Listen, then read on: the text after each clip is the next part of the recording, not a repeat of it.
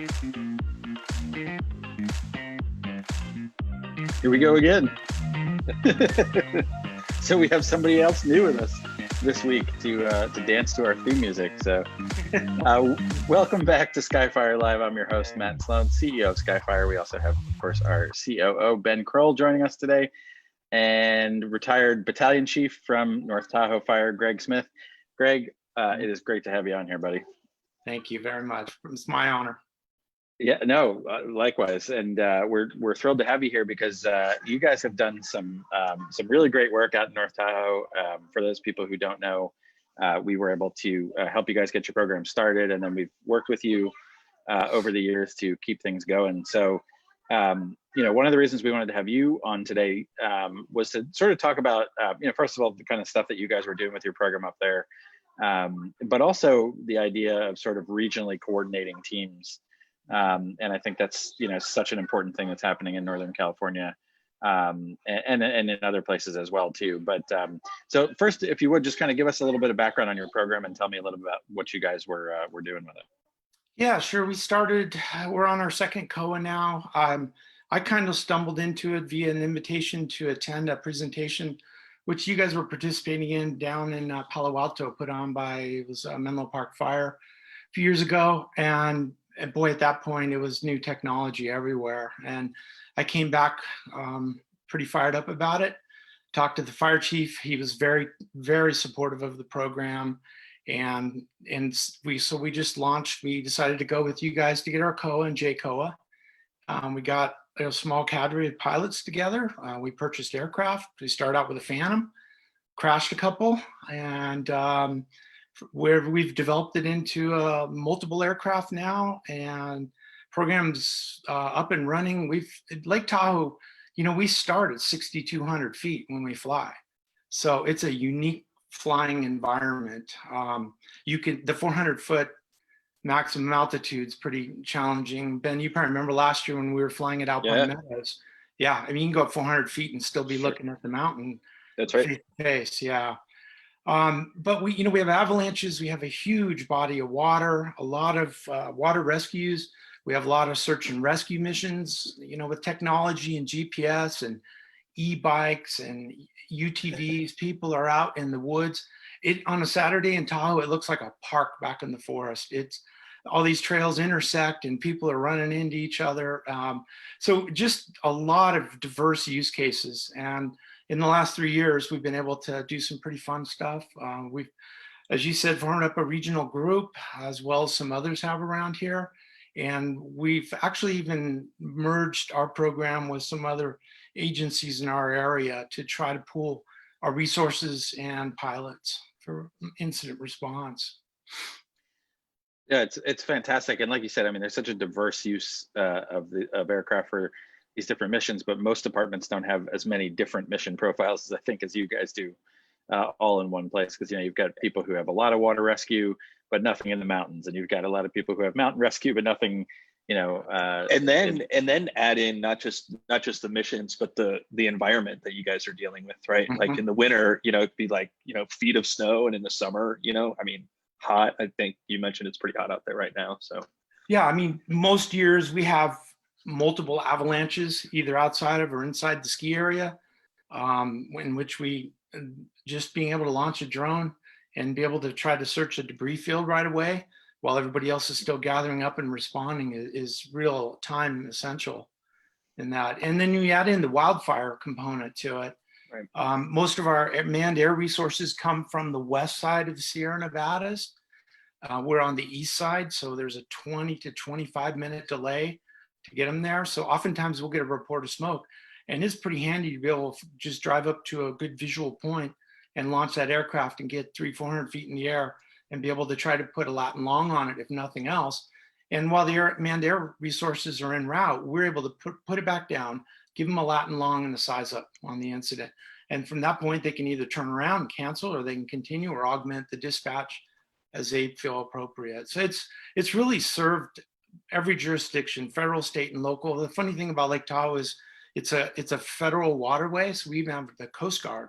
They have a station on Lake Tahoe, and we deal with the Forest Service, CAL FIRE, And then the Nevada side, certainly there's a lot of agencies there too. So everybody, and when you get a vegetation fire response, it's almost overwhelming, the amount of stuff coming. So to be able to get an early size up and an accurate location and indication of what you have is pretty essential to not over or under resource or assigning resources to an incident. Is there a particular platform that was your go-to? I mean, did you like the big drones, the small drones? Did it depend on the mission? Were successful in getting a Homeland Security grant for an M210, and yet 2.5 years into it, we haven't seen the money. And so the program's still waiting for that. Now the 300's out. Certainly they would want to look at that.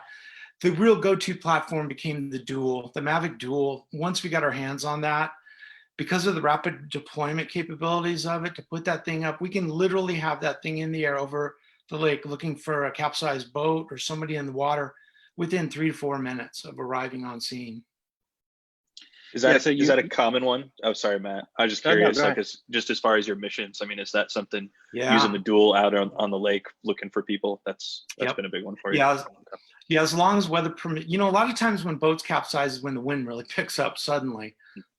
So weather is definitely a big limitation up there when we can and can't fly. And therefore, you know, having like something like an M300 or something more capable going forward would make it more of an all-weather vehicle. And the other deal or situation we have to deal with is temperature. You know, some of the early aircraft, the batteries couldn't fly at the temperatures in the winter we had, say in an avalanche search, whereas you get into the larger heated battery technology and that becomes more an all-weather, all-season vehicle.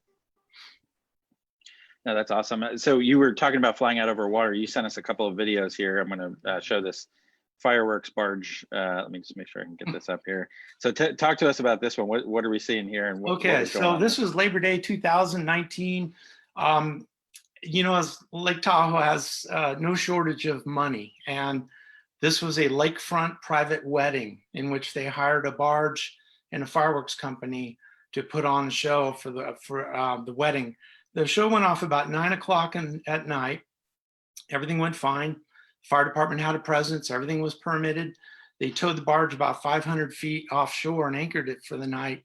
And about 2 in the morning, we get dispatched to this. And because our fire district does not currently have a boat, we had to rely on a neighboring fire district, which had to drive the length of Lake Tahoe to get to it from South Lake Tahoe. So it took them 30 minutes to get there. So, you know, nobody could go near it. It was full of explosives. So they decided to put the Mavic up and film it. And it was a great video. Yeah, and what kind of information are you getting from this video here that was useful to you guys on the response? Well, there's multiple videos. I just kind of clipped this one down because I thought it was kind of cool to see the fireboat putting it out more than anything. Yeah, the initial one was fully involved, you know, giant heat signatures. And because it's essentially an explosive fire, there's really nothing we can do. You know, it's even having that boat there there's an element of danger to that. Yeah.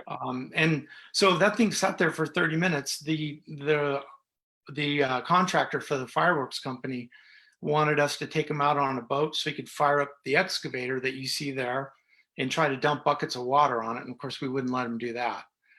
So it was really a stand back, as you would say, surround and drown in the business. We just had to wait a while to be able to drown it. And, you know, this is a great use case for supporting the effort to get a fireboat for a fire district. Yeah. No, that's awesome. And it is a great video, no matter how you slice it. So no, that's very cool. So and obviously the ability to fly at night, and you know, you've got the fireboats lighting everything up too, so that's kind of a nice thing to have as well. Well, very cool. Let's which one do you want to take a look at next? We got a couple of awesome videos here to we've got the residential structure fire. We've got the I figured we finished off with the bear. We'll leave him. I'm gonna look at the structure fire. That was a kind of unique one. Yeah, let's do that. Let me get that fired up here. 1 second. All right, talk to us about that one. So the background on this was, again, it was last summer, about 3 o'clock in the morning. down the west shore of Lake Tahoe in a very residential, rural area. As you can see, it's not very dense, unoccupied second home, uncertain of the cause of ignition, but upon first engine arriving, fully involved with the trees surrounding it catching on fire. By the time they got adequate resources down to this rather remote area of Lake Tahoe, it was a defensive surround and drown. Put it out, as you can tell from the video, it was in pretty deteriorated state. And when investigators arrived, they did not feel comfortable going inside for good reason. And so we kind of suggested, we often find ourselves, promoting our drone program. And I came on shift that morning and I was like, well, it sounds to me like you need a drone. Sure enough, they were interested in that. So I went down there and looked at it and I thought, oh, this is a little sketchy. I mean, you can probably see the Romex electrical wiring, all of it's melted out, and there's copper wire draped all over the open space on the gable end of that. You had structural members that were sagging into the open areas. Threading that little duel in there, it was slow. And I just took a lot of time flying this just to make sure I didn't put that thing down in the middle of a building I couldn't retrieve it from. And we were able to get this, and it helped the investigators kind of pinpoint better the area of most significant damage, which then kind of points your fingers towards where you should be looking for the area of origin on a fire. Oh, that's awesome. So let's get into a little bit about the sort of the regional aspect of what you guys do. I mean, you mentioned calling South Lake Tahoe to come up with the boat and for the fireworks barge. What have you guys done out there? I mean, I know we've had a lot of conversations with that regional team. There's a regional team in the Bay Area and a regional team out in the Central Valley, and you guys are doing a lot of work together. Tell me about that a little bit. Why is that important, and how's that been working for you? Well, I'm not going to take credit for being the original group. Captain Ryan Gifford of Metro Fire, as we all know, started the Sacramento regional group a couple of years ago. And when you listen to him talk about his story, it's essentially everybody and their brother around there was getting a drone, and they were all calling each other going, hey, do you have an SOP for a drone program? We're thinking about starting one. Do you have a flight checklist? They're looking for different resources. And Ryan was like, the more he talked to people, the more like, yeah, I'd love to get together with somebody who's in a similar situation as my agency. And he formed that. I became aware of it. I was able to join it. And after attending a couple of meetings, I saw the utility of it to the point where I was then experiencing similar things. We'd started the first UAV program, public safety UAV program up in the Lake Tahoe region. And I found people calling our agency wanting to know about it, how we did it. Can we look at your SOPs? And of course, our SOPs is anybody's SOP as far as I'm concerned. So we shared it. And the more I talked to our partners in the area, they were interested in the same thing. And so I just kind of one day decided I'm going to put together a list, send out an email, and propose that we meet. And the first meeting, we had probably 8 agencies there, max. I was kind of like, well, we'll see how this is going to go. But by the second meeting, it had doubled. And then federal and state agencies got aware of what they were doing, even though they didn't really have programs going locally. They were interested because they saw it coming down from local government. And right now we have over, not agencies, but members, over 50 people on our email list.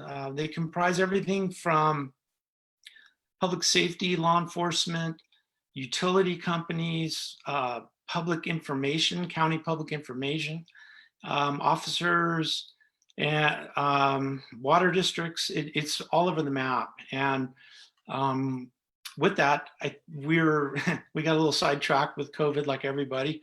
We're learning to do Zoom, but and then when I retired, nobody really wanted to run it, and so I saw the value of it to the point where I decided to try to keep engaged with it. And so myself and a buddy from Truckee Fire to the Northwest are going to try to keep this going. And the real benefits are sharing of information.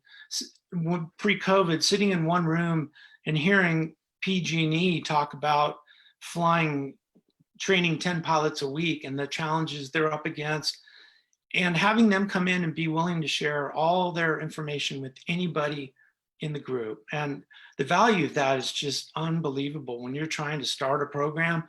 talking about, hey, how'd you get your code? Well, we use Skyfire. And so suddenly, you know, they're interested in Skyfire, and it's just really blossomed. And there's some other benefits to it. There's an organization called the Urban Area Securities Initiative, UASI. Mm-hmm. They have federal Homeland Security money, and it's only available to regional groups and not to individual agencies. And the Sacramento Regional Group has been very successful in obtaining UASI money to promote training as well as equipment purchases with them. And so that's something we're definitely looking at right now to continue. And the other benefit is having a regional awareness of basically what's available in your area. And where that became really highlighted last summer for us was, unfortunately, down just to the south of us in El Dorado County, we had an engine burn over. It was a local government engine burned over on a wildland incident. There were initial attack. It activated, the 2 firefighters were injured. It activated a serious accident review team.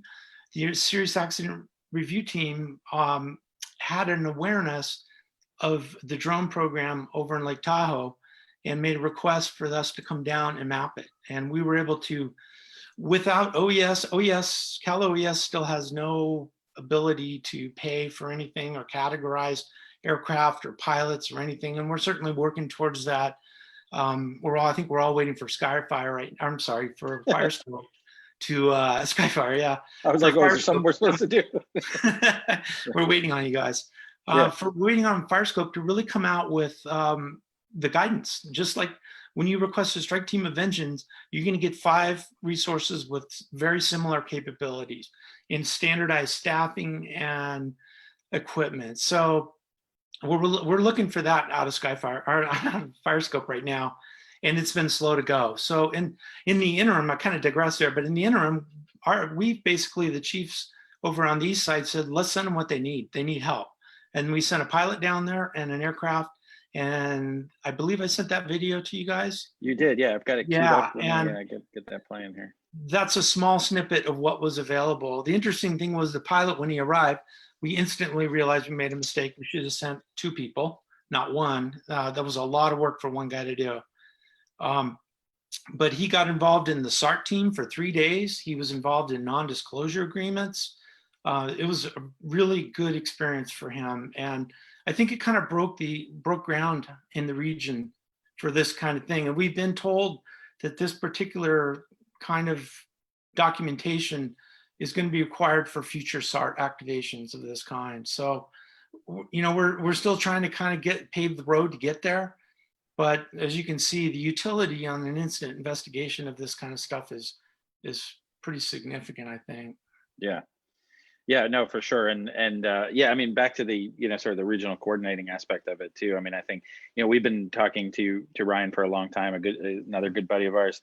And he mentioned that, you know, the UASI part as well too, which I think is fascinating because, you know, one of the things that people always have difficulty with is, you know, finding the money to do the appropriate training or do enough of it, or just go to the conferences and get the latest information. And so I think that that's something, you know, you guys in that regional group have been able to kind of use that UASI funding towards is getting the right training.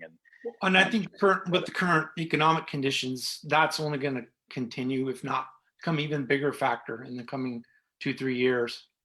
Yeah. Oh yeah, no, absolutely. And I can tell you, you know, we have a regional group in Atlanta, well, in Georgia, really, for the state, thanks to our GEMA, the Georgia Emergency Management, and FEMA and the local FAA representatives. And then, you know, it's sort of like it's a vehicle for people who don't have a program to go, hey, how do I start this thing? And then those that do, to be able to share and say, here's what works, here's what doesn't work, here's the trouble we ran into. What I found really interesting about it was during the when all the protests were happening, and you know, people were like, hey, I need help. You know, everybody was calling us, going, hey, like, do you have somebody you can send out, you know, to help us? Because we got one guy, and you know, he's trying to fly 20 hours a day, and, you know, just to kind of support. And we were obviously, you know, we only have so many people that can help. So we kind of we were able to sort of use some of those resources, those friendships we had made through that working group, to be able to leverage each other's Yeah, in equipment? the absence of official channels, which is kind of what I was just talking about, the unofficial channels, you can accomplish a lot in a time of need that way. Yeah, for sure. The other thing I was going to add to that, Matt, was when I first kind of got our program going, I saw, because as I mentioned earlier, on a wildland incident, we have manned air resources dispatched automatically. And the need to be able to integrate with them kind of floated to the top for me pretty quickly. And so I kind of put my big boy's pants on one day and went down to the air attack base and requested to meet with the federal and state authorities on that respond and who was in charge. And I thought, oh boy, they're going to tell me to go back on my side of the fence and stay there. It was a humbling experience to walk into that room. And I honestly walked out of there just absolutely shocked. They completely embraced what we were doing and they wanted to help us promote it. And it's gone as far as me presenting last year to the fire traffic briefing, which is a collection of manned aviation assets in the area, from law enforcement to fire to, you name it, contractors, media. I was able to do a presentation on our Sierra Nevada UAS group to that group.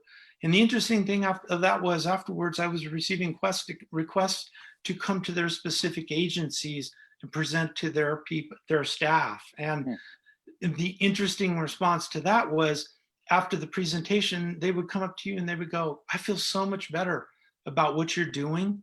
And I feel that you have the appropriate, protections in there to prevent an incident from happening. And it really paved the road for open communication and increased comfort for the manned aviation world with unmanned resources. Yeah, and it's interesting you bring that up, because this is an issue we've been kind of dealing with. We've been on the fringes of for a couple of years now. When we first started working with DJI back in 2014, I guess it was, Ben, maybe 2015. One of the ideas that came up was like, let's just give a bunch of drones to people, and then we'll get them started. They'll start to adopt the technology, and then it'll really kind of pick up from there. But this was in California, but most of those drones actually came back. A lot of it was because there was no coordinating. There was no mandate from CAL FIRE or Cal OES, and nobody had any idea what to do with this stuff. And so we've been involved with this issue as long ago as that.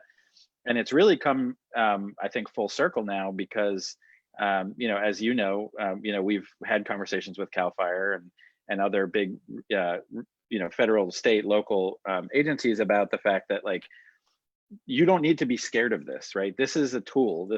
And if it's your drone, you can coordinate it with your manned aircraft assets. What we're all really scared of is the rogue drone that's not supposed to be there, that we can't coordinate with. But if it's your equipment, you have full control over who's doing what. And so just sort of taking away the stigma around drones and wildfire, and just being able to work together and integrate it into your ICS structure, and be able to work with one another and deconflict that, I think, is such a big deal. Absolutely. We've gone as far as the resources, the UAV resources associated with the fire district are in CAD. They're a dispatched resource. And what we found was, when we go to fly, whether it's training or a mission, they actually want us to call them and tell them at the regional dispatch center on the air that we're launching a UAV. And the reason being, it's a situational awareness tool for all resources in the region. And we've taken a couple steps further. We went ahead and used the terminology UAV as opposed to drone. We started with drone, and we would call it drone. And then that kind of got a negative, stigmatism to it. And so we spun off and did the UAV thing. And that added just kind of a level of comfort for people listening, that it's more, it's a public agency resource, not a private real estate agent or hobbyist drone. Or a toy, right? Or a toy, exactly, yes. And the last thing I was going to say was that we also implemented a measure, which we went ahead and bought Victor radios, and we're blind broadcasting when we launch now in the region, that just twice, that we're flying in, for example, in the Tahoe City area, 400 AGL or less for the next 30 minutes, just as another tool.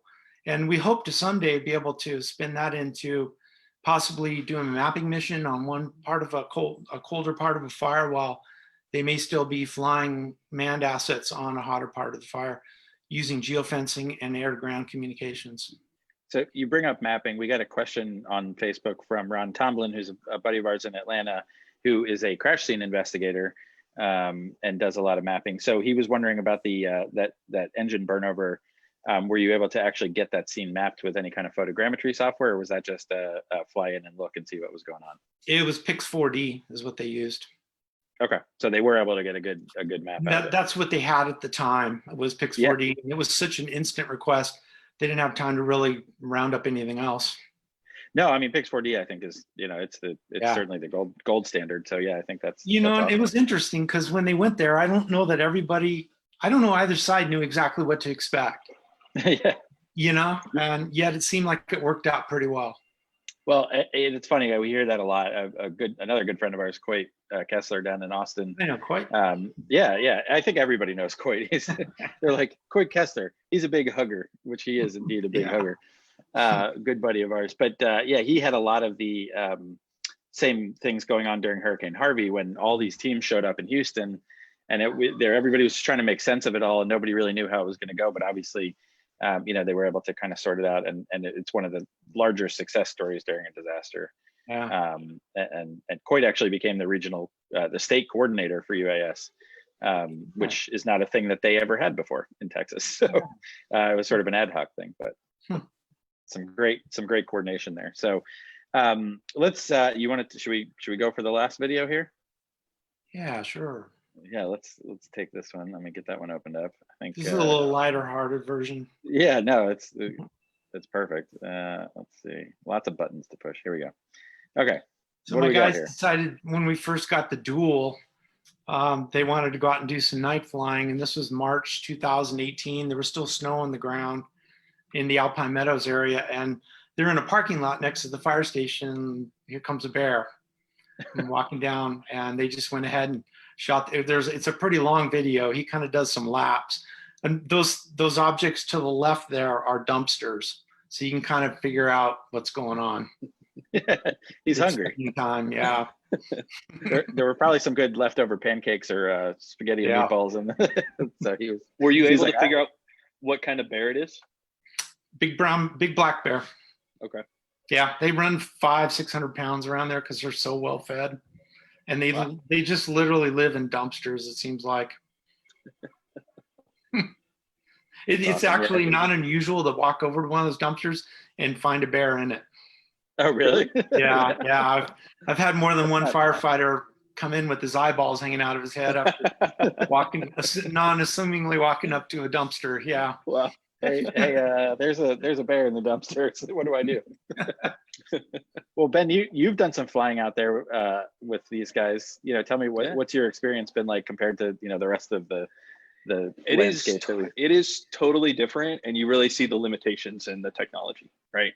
When you're dealing with, like Greg was saying, like with the wind, and then you're like on top of a mountain, and then maybe you've got to adhere to this 400-foot thing, but you send a drone 10 feet, and all of a sudden you're several hundred feet off the ground. So trying to stay within the limitations of the regulations and the technology, it's a different environment. So certainly hats off to the whole Tahoe region and Greg for you guys having as robust a program as you do, because there are a lot of obstacles in your way, especially to start with. So, but it's fun flying out there. I mean, it's a beautiful place. I think maybe you guys should organize some training so we can come out and we can do training. Yeah, we had to spend a few more days out there. We had to rock paper scissors to see who was going to come out for that training. So yeah, seriously. Meanwhile, we all got to go to Winners, which was not exactly nice place, but not nearly as exciting as North Tahoe. So, no. So from an FAA perspective, Ben, I mean, what's the challenge there? Obviously the 400 feet thing becomes challenging, becomes difficult. If you're within that sort of sphere of that mountain, it might be different, but. Yeah, well, and that's the thing is like some of those terrain challenges, anybody that's dealing with mountains or, hills, valleys, ravines, it's difficult, to try and really, fly to the letter of the law there. And then of course there is some controlled airspace around that jurisdiction there. So they did need the jurisdictional code. I think it was for like a Class E surface area. big area that they have over there. So some of those challenges, similar to other aspects of the country, but especially that terrain one. I mean, that's just, that's a difficult one to, and then you throw in the weather, like we talked about, and all of a sudden, it's a lot of variables that are, can be difficult to work through.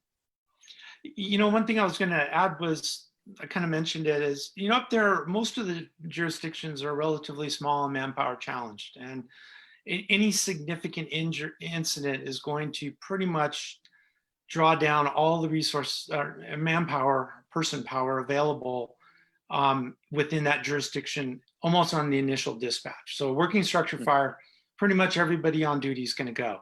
And then we're instantly, challenged with trying to backfill and meet the next call or the next several calls. And kind of in that spirit, one of the things after we got our COA going, got our program going, is I started to approach some of the other local agencies about essentially doing what we're doing with all other incidents, and that's regionalizing the response. The boundary drop concept, where it doesn't matter what the door of the fire engine says, closest resource goes. What we've started to work on was some of our neighboring jurisdictions training together. And essentially, I foresee a time when they're probably going to operate under one joint COA within that geographic area. And if everybody's on a water rescue on Lake Tahoe and another agency, we need a drone, another agency nearby can respond to aircraft and a pilot and fly to the standards that we would expect. And so that's kind of where I hope to see that go for them in the future. Yeah, that is so cool. I mean, that really is, that's it. So like, I've done some trainings around the country, kind of over the past month. And that's the thing that comes up is people will go like, well, we're the only ones around here doing it. And so then the conversation is, well, you're going to get flooded with calls over the next 12 to 18 months, especially once it gets known that you start having some success. Mm-hmm. The other thing is, create a working group. And I think a lot of people may think that like there's a big barrier to doing that, and there's not, right? You just send out some emails. And even, you said you only got 8 people to that first meeting. I go like, that's a huge success right there. If you guys had stated 8, right? Because it's 8 of you, like you said, sharing ideas and that kind of stuff. So I think just the power of that is really amazing. So hats off to you guys for that. That's just awesome. It essentially plays off the idea that no fire district really thinks that they can run everything on their own. Even the biggest city at some point has a limitation, and then they need to rely on others. In a smaller fire district, you tend to meet that threshold rather quickly. And so, being able to tap into your neighbors for additional resources is pretty significant accomplishment. Yeah. For sure. That's awesome. Yeah, and it just enhances the safety factor even more. Cool. And the other thing I was going to say was, the other piece of it is educating your people to request a UAV when one might make a difference. Right. They were recently telling me about a time where they had a vegetation fire at 4 a.m, and they spent an hour and a half looking for it. And nobody thought about the UAV. I cannot tell you how often we hear that, Matt, right? We hear that all the time where people are like, this agency has like 20 drones, and then whoever's on scene just didn't think like, oh, so there is an education factor in there for sure. Yeah, for sure. Yeah. And in fact, I think that's one of the main reasons that we see programs, I wouldn't say they fail, but I would say they don't thrive, is because, it's this sort of vicious cycle where, hey, we have a drone. Oh, but nobody remembered to request it. Okay, so we don't use it. Well, now the chief doesn't want to give us any more money because we're not using it, but we're not using it because we don't have enough, or because people don't remember to request it. So it kind of goes in a cycle. Yeah, and particularly with big jurisdictions, where we have fire departments that have 20 and 30 fire stations, and they've got 2 or 3 drones, and they're just the likelihood that it's actually going to be where you need it to be is slim. So. Yeah. Then the old joke was, we'll just throw it in a helicopter and we'll fly it over there. But sort of at that point, not everybody has that option. right, exactly. Yeah. Well, and at that point, just use the helicopter. So, yeah, no, it's awesome. Well, what other? Let me just check Facebook and see if there are any other questions. We got a lot of people talking about mapping software now on Facebook. So Pix4D, obviously, we mentioned. Agisoft is another great one. Our friends from Michigan are talking about a regional COA. Is being something that they're pushing for, and certainly we're seeing a lot more of that. What other suggestions would you have for an agency that comes to you and says, because I'm sure you get these calls a lot, hey, we're looking to start a program, we have no idea where to start. What do you tell somebody like that? We'll call you guys for a COA. Well, thank you. We didn't pay him to say that, by the way. You know, you hear these stories about, you know, the agency that the first aircraft they bought was an M210.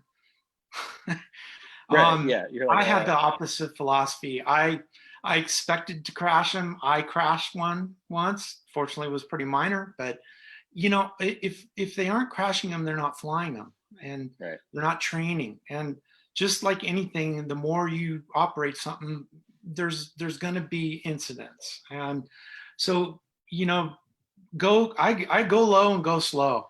You know, buy a lower end aircraft. We started with a Phantom, and then we got 2 Phantoms, and then along comes the Dual, and we got a couple of those. And you know, if they get crashed, it happens, and they're replaceable. And whereas a 210 is a lot of money, and it may stop your program to crash a $30,000 aircraft.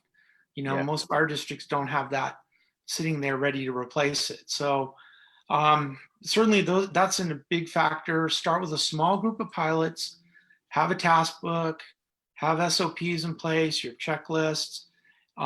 We did a pretty good social media push when we launched our program, just because we didn't want people questioning why the fire department has a UAV and why is it flying over my backyard? Well, the fact is could be a vegetation fire behind your house. We're trying to locate it. And so we did pretty good effort on that. We only had one public complaint in the time I was there. It was a search and rescue in a state park. A lady came marching up the hill and just laid into me because I was flying it, because we were looking for a medical rescue victim down a trail. And she was up there, and it was an invasion of her privacy. And we tried to explain it, and it didn't go well. But essentially, she just walked off into the forest, and hopefully your day went better after that. But you know, you're going to have incidents, and you're going to have public perception problems as a public agency. And to get ahead of those, as opposed to being in the reactive mode, I think is pretty key. Yeah. I think that's really good advice. I think we, you know, that one of the things we try and tell people very early on is like, you're going to need to engage the public on this, or you can't just do this in a vacuum. So it's better to do it now than later when they're, you know, when they've got serious questions about what you're trying to do. So yeah, you know, and the other thing I was just thought about was it's grant money. You know, certainly in these times, grant money is even more valuable than it was a year ago. There is a lot of success. There are a lot of success stories out there on grant money. And that's another really good reason to have a regional group and to collaborate with other agencies is, hey, the guy down the road got a grant. And so, you know, maybe we should be looking at something like that. And you can literally take what they wrote and massage it and use it for your own application. You don't have to reinvent the wheel, just like an SOP for UAV program. Yeah. They're out there. Yeah, no, we can all share, and we're all in this sandbox together, and the goal is to just make everybody's job safer and help save some lives you know, in the meantime. So well, I don't see any more questions on the Facebooks. Ben, did you have anything that you wanted to add, or Greg, anything else you wanted to chat about while we've got you? I don't think so. I mean, I just wanted to thank Greg again. I mean, if anybody out there like really needs to talk to somebody who's kind of been through this and is in the industry and you know, has really dedicated themselves. Greg, I'm sure, would be happy to talk with you and share with you everything he knows. And so we certainly appreciate, you know, our relationship and everything that you've helped us do and enjoyed our time and every time we get to go out there. So thanks for that. Well said. Thank you. Yeah, and seriously, anytime you want us to come out and do training in Tahoe, we're more than willing to come out there and come play. So. Yeah, it's a nice time of year there right now. Yeah. Oh, I'll bet it is. Yeah. Yeah. Well, that's awesome. Well, yeah, Greg, thank you again so much. We loved having you on here, and we'll have you back, I'm sure. And now the moment we can't sign off without the moment everybody's been waiting for, which is we are going to announce the winner of our Skyfire drone program giveaway. So I hope you guys were listening to everything Greg just said about starting your program, because we will be giving away a Mavic 2 Enterprise Dual, thanks to our friends at Darley, a blanket COA, and training from us here at Skyfire, and program support as well too. So we're very excited to announce that, click the button. William Huffman from Marshall Police Department in Texas, you are the winner of the Skyfire drone program giveaway. So Kyle or Bruce or somebody from our team will be reaching out to you to share all the details with you. But thank you guys all for sending in your information. And we are thrilled to be able to do this, and we're going to keep doing it again. We'll do it again, I know, in the spring when we hopefully all get to go back to FDIC together. But in the meantime, congratulations to William Huffman and the Marshall Police Department in Texas. We look forward to working with you guys. Greg, thanks again for stopping by and helping us with all this. And thanks, guys. Great to see you. Stay healthy. Yeah, can you hear the fire truck? Yep. Yeah, on cue. That's the Denver Fire Department right there on their way. Excellent. Oh no, they're doing training right out here.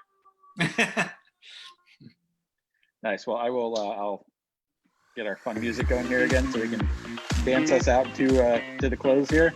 But thank you guys again. If you have any questions about anything we do here at Skyfire, reach out to us at our brand new website, skyfireconsulting.com. You can talk to us on Facebook, Twitter, still not TikTok, and shoot us an email, give us a phone call. Thank you again, guys. We will talk to you next time. Take care. Bye-bye.